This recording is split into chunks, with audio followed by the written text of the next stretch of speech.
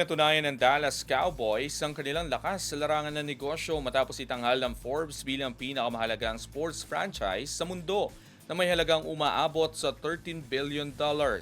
Ang ibang detalye alamin sa pag-abante ni Jake Miculob.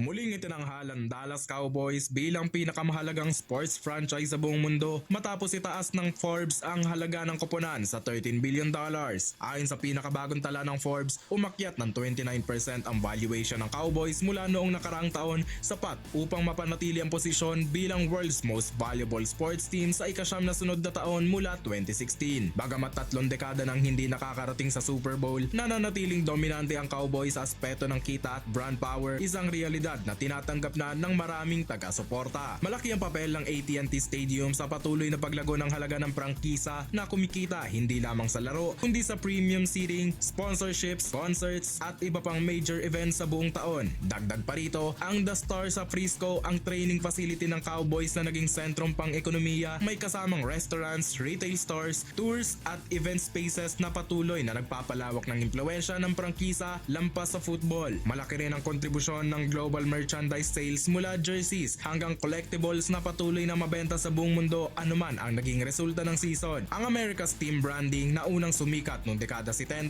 dahil sa regular na Thanksgiving games at tuloy-tuloy na playoff appearances ay patuloy na nagbibigay ng cultural relevance sa Cowboys hanggang sa ngayon. Sa panahon ng ownership ni Jerry Jones, naging mahalagang estratehiya ang pagiging palaging nasa balita sa loob man o labas ng field bilang taktika na patuloy na nagbubunga sa business side ng franchise. Kasama ng Cowboys sa tinaguriang $10 billion club ang Golden State Warriors, Los Angeles Rams, New York Giants at Los Angeles Lakers, patunay ng mabilis na pag-angat ng valuation sa modernong sports industry. Ayon sa mga analyst, itinutulak ng tumataas na media rights fees, sponsorship deals, league revenue sharing at premium fan experiences ang patuloy na paglobo ng halaga ng mga major franchises. Sa ngayon, malinaw ang konklusyon. Maaaring kapos sa tropeyo ang Dallas, pero pagdating sa negosyo, walang kapantay ang Cowboys. Ako, si Jake Miculob, Abante Sports, now na!